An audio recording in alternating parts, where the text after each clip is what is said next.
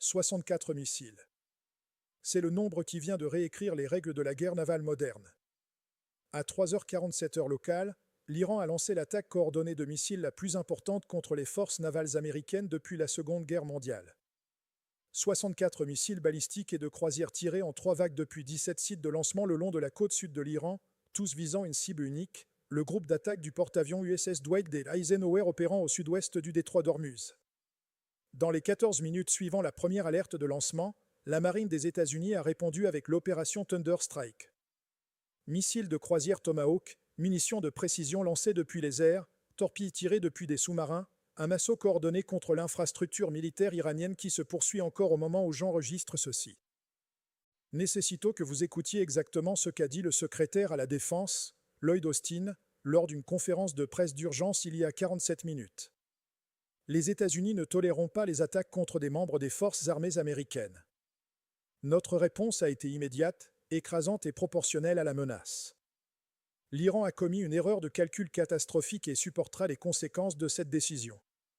Immédiate, écrasante et proportionnelle. Ces 3 mots font un travail énorme dans cette phrase. Ce qui se passe en ce moment même dans le Golfe Persique n'est proportionnel selon aucun standard historique. Ce sont les premières heures de ce qui pourrait devenir le plus grand engagement militaire américain depuis la guerre en Irak. Les contrats à terme sur le pétrole ont déjà dépassé les $147 le baril. L'or a dépassé les 5600 $ l'once en 90 minutes. Les contrats à terme du Dow Jones ont chuté de 1400 points avant que les coupes-circuits ne s'activent. Les marchés asiatiques sont en chute libre. Les marchés européens n'ouvrent même pas, et les missiles continuent de voler dans les 2 directions. Restez avec moi parce que ce qui s'est passé au cours des 6 dernières heures change tout sur le Moyen-Orient, sur les marchés énergétiques mondiaux et sur les limites de la puissance militaire américaine. Mais voici la partie que la plupart des gens sont en train de rater. Voici la chose qui transforme ceci d'un échange militaire en une véritable crise stratégique. L'attaque de l'Iran n'a pas échoué. Le Pentagone ne vous raconte pas toute l'histoire. Selon des images satellitaires analysées par Maxar Technologies et vérifiées indépendamment par James Defense Weekly, au cours des 2 dernières heures, au moins 7 des 64 missiles iraniens ont pénétré le périmètre défensif du groupe d'attaque de l'Eisenhower. Laissez-moi décomposer ce que nous savons. Le USS Eisenhower lui-même a été touché par un missile. Emplacement de l'impact, le pont d'envol, bâbord, poupe. Le porte-avions est toujours à flot et le porte-avions reste opérationnel, mais les opérations aériennes ont été suspendues. Les Super Hornets FAE-18 ne peuvent pas décoller d'un pont d'envol endommagé. État actuel, dommage grave à la superstructure avant. Le radar AN du navire est hors ligne. Le système primaire de défense aérienne du groupe de porte-avions fonctionne désormais uniquement sur des nœuds de secours. L'USS Gettysburg, un destroyer de classe Harlech-Burke, a été touché par un missile. Les rapports indiquent que le navire prend l'eau, mais reste sous sa propre propulsion. 3 missiles supplémentaires ont touché des navires de soutien. Les évaluations des dommages continuent d'arriver. Cet impact. Cette pénétration confirmée du système de défense navale le plus sophistiqué jamais construit.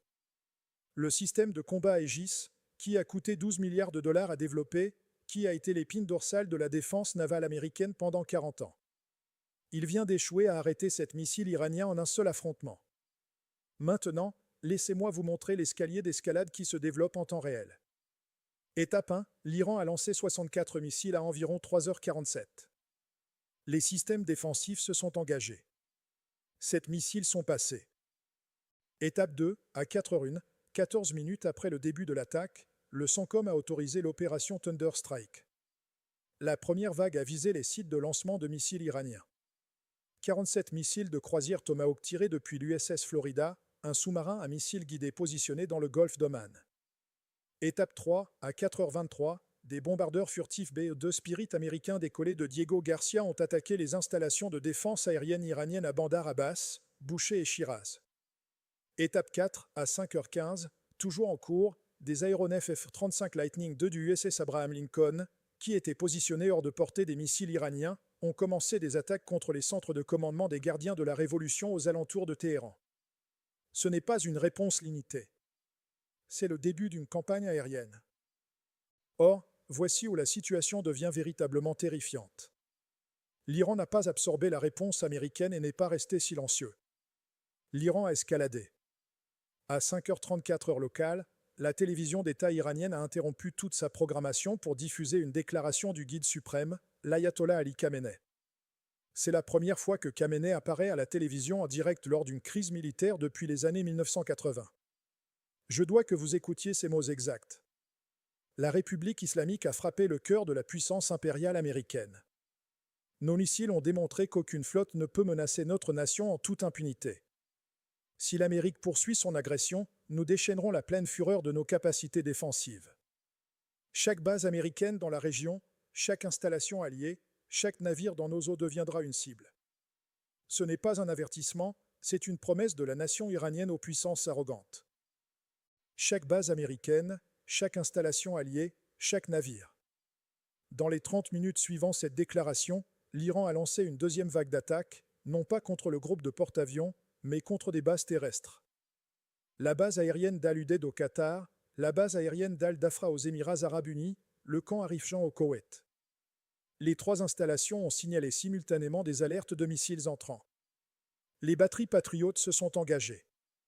Les systèmes de défense de zone à haute altitude terminale se sont engagés. Les premiers rapports indiquent de multiples interceptations, mais au moins 2 missiles ont pénétré les défenses à Al-Udeid. Des membres des forces armées américaines se trouvent dans ces bases, des milliers d'entre eux. Les rapports de pertes n'ont pas été publiés. Le Pentagone maintient le silence opérationnel sur l'état du personnel. Et l'Iran n'a pas terminé. Les forces navales des gardiens de la Révolution ont commencé à déployer des vedettes d'attaque rapides dans tout le détroit d'Ormuz. Les sous-marins iraniens, y compris les bateaux diesel électriques de classe Kilo, que le sonar américain a eu du mal à traquer, ont quitté le port. Les batteries de missiles antinavires le long de la côte sont en cours d'activation. L'Iran se prépare à ce que la réponse américaine s'intensifie et l'Iran se positionne pour fermer le détroit d'Ormuz complètement. Le 20% de l'approvisionnement mondial en pétrole transite par ce détroit chaque jour. S'il ferme, l'économie mondiale ne ralentit pas, elle se fige. Maintenant, laissez-moi vous traduire ce que cela signifie pour chaque personne qui regarde cette vidéo. Ce n'est pas une abstraction géopolitique. C'est la menace la plus significative pour la stabilité économique mondiale depuis la crise financière de 2008, et elle se produit en temps réel. Prix du pétrole, le brut Brent a ouvert le commerce asiatique à 94 $ le baril il y a 6 heures. Au moment où j'enregistre ceci, il a dépassé les 147 $. C'est une augmentation de 56% en 6 heures. Aucun mécanisme de marché ne peut absorber ce type de choc sans conséquence en cascade. Goldman Sachs a émis un avis d'urgence à ses clients à 6h15 heure de l'Est. La note établit qu'une perturbation soutenue du détroit d'Ormuz soutient des prix du pétrole de 200 $ le baril dans 14 jours. Du pétrole à 200 $ signifie de l'essence à 8 $ aux États-Unis, et cela signifie des prix du diesel qui rendent le transport par camion économiquement non viable. Cela signifie des perturbations de la chaîne d'approvisionnement qui font pâlir tout ce qui a été vu pendant la pandémie. Marché boursier, les contrats à terme du Dow Jones ont chuté de 1400 points avant que les coupes-circuits n'arrêtent les échanges. Les contrats à terme du S&P 500 ont chuté de 6,2%.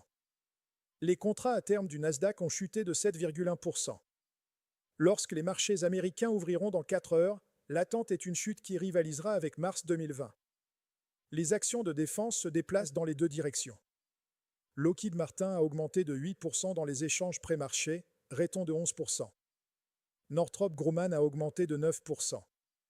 La guerre est bonne pour les fabricants d'armes, mais les compagnies maritimes s'effondrent. Maersk a chuté de 14% à la bourse de Copenhague. HAPAG Lloyd a chuté de 12% à Francfort. Les compagnies d'assurance suspendent entièrement la couverture du Golfe. Lloyd's of London a émis une déclaration suspendant toutes les nouvelles polices de risque de guerre pour les navires transitant le Golfe Persique, la mer d'Arabie et le Golfe d'Oman. Le commerce mondial à travers le Moyen-Orient vient de s'arrêter. L'or est l'indicateur le plus clair de la panique des marchés. Il a dépassé les 5600 $ l'once, le prix le plus élevé de l'histoire, et il n'a pas cessé de monter. Les investisseurs institutionnels fuient vers des actifs refuges. Les rendements du trésor chutent tandis que l'argent afflue vers les obligations d'État américaines. L'argent intelligent a déjà voté. Il a voté pour la guerre, il a voté pour le choc pétrolier, il a voté pour la perturbation économique qui mettra des années à être réparée, et les missiles continuent de voler. Alors, voici la question qui traverse chaque rapport du Pentagone, chaque déclaration de la Maison-Blanche, chaque émission d'actualité des chaînes, la réponse militaire américaine peut-elle vraiment atteindre ses objectifs sans déclencher une catastrophe régionale? Laissez-moi vous donner la réponse honnête.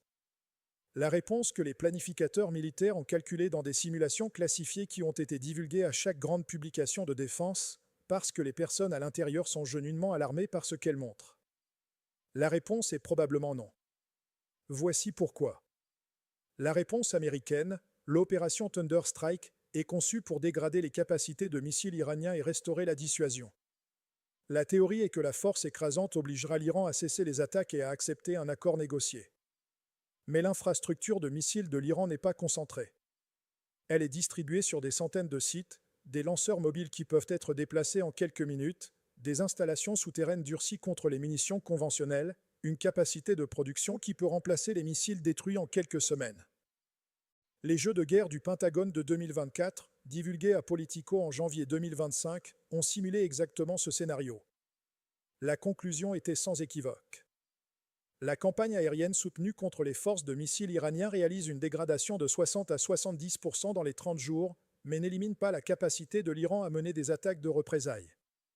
La capacité de missiles antinavires de l'Iran reste opérationnelle tout au long de la campagne.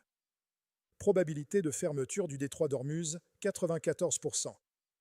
94% de probabilité de fermeture du détroit. Ce n'est pas un risque, c'est une certitude presque assurée. Et la fermeture du détroit signifie que les alliés américains dans le Golfe se retrouvent sans accès aux exportations de pétrole. Cela signifie que les économies asiatiques dépendantes du brut du Moyen-Orient font face à des pénuries d'énergie en quelques semaines. Cela signifie une récession mondiale déclenchée non pas par une crise financière, mais par la pénurie de ressources physiques. Le Pentagone sait cela, la Maison-Blanche sait cela. Et pourtant, les attaques continuent parce que l'alternative, absorber une attaque contre un porte-avions américain sans réponse, est politiquement impossible. L'Amérique est prise entre deux options catastrophiques. Escalader et risquer l'effondrement économique mondial, ou désescalader et signaler que les actifs militaires américains peuvent être attaqués en toute impunité. Il n'y a pas de sortie propre de ce dilemme. Comment les États-Unis et l'Iran en sont-ils arrivés à ce point? Comment un groupe d'attaque de porte-avions s'est-il retrouvé à absorber la plus grande attaque de missiles de l'histoire navale américaine? La réponse se trouve à l'intersection de trois forces qui se sont accumulées depuis des mois. Premièrement, l'effondrement des canaux diplomatiques. Les négociations entre Washington et Téhéran ont complètement rompu le 14 février, lorsque l'Iran a rejeté la proposition américaine finale sur les limites d'enrichissement nucléaire. Le secrétaire d'État Marco Rubio a déclaré que toutes les options restent sur la table. L'Iran a interprété cette déclaration, correctement, comme une menace d'action militaire imminente. Deuxièmement, la pression israélienne. Le Premier ministre Benjamin Netanyahou a instamment demandé une action militaire américaine contre l'Iran depuis plus d'un an. Le renseignement israélien a fourni les données cibles qui ont guidé l'opération Midnight Hammer en juin 2025. Les responsables israéliens ont clairement indiqué qu'ils n'accepteraient aucun accord laissant intactes les capacités de missiles iraniens. La politique américaine a été façonnée par les priorités israéliennes de manière qui ont fermé les alternatives diplomatiques. Troisièmement, le calcul stratégique iranien. Téhéran a conclu qu'une attaque américaine était inévitable. Face à cette conclusion, les planificateurs militaires iraniens ont décidé de frapper en premier plutôt que d'absorber une attaque surprise. La logique était simple. Si la guerre arrive de toute façon, mieux vaut démontrer sa capacité et infliger des coups avant que les frappes aériennes américaines ne dégradent les défenses iraniennes. Chaque acteur s'est comporté rationnellement selon sa propre logique stratégique, et la somme de ces décisions rationnelles a produit un résultat que personne ne voulait et que tous voyaient venir. C'est ainsi que commencent les guerres, non pas par folie ou erreur de calcul, mais par la logique écrasante des dilemmes de sécurité, où chaque action défensive semble offensive pour l'autre côté. Les missiles continuent de voler au moment où j'enregistre ceci. Des Tomahawks américains attaquant des cibles iraniennes. Des missiles balistiques iraniens visant des bases américaines. Des navires endommagés. Des aéronefs détruits. Des pertes qui n'ont pas encore été comptées. Le USS Eisenhower est toujours à flot, mais ne peut pas lancer d'aéronefs. Le USS Gettysburg est toujours à flot, mais ne peut pas coordonner la défense aérienne. Le détroit d'Ormuz est des eaux en litige, où aucun navire commercial ne transitera jusqu'à ce que cette crise se termine. Le pétrole est à $147 et monte. L'or est à 5006 $ et monte. Les contrats à terme boursiers sont bloqués aux limites des coupes-circuits. L'économie mondiale retient son souffle. Le président Trump devrait s'adresser à la nation dans les 2 prochaines heures. Les options sur son bureau sont toutes terribles. Escalader encore plus et risquer une guerre terrestre en Iran avec 90 millions de citoyens hostiles. Désescalader et accepter que la puissance navale américaine peut être défiée en toute impunité. Négocier depuis une position de vulnérabilité démontrée. Il n'y a que 2 résultats possibles à partir de ce moment, soit les États-Unis et l'Iran trouvent une issue dans les 72 prochaines heures qui permettent aux 2 parties de revendiquer la victoire et de reculer du bord du gouffre, soit cet échange escalade vers une guerre régionale soutenue qui remodèle les marchés énergétiques mondiaux, met fin à l'ère de la dominance militaire américaine dans le Golfe Persique et déclenche une crise économique qui affecte chaque personne sur Terre. Il n'y a pas de 3e option dans ce menu. L'attaque a eu lieu. La réponse est en cours. Les missiles volent dans les 2 directions et le monde observe la confrontation militaire la plus significative depuis la guerre du Golfe se développer en temps réel.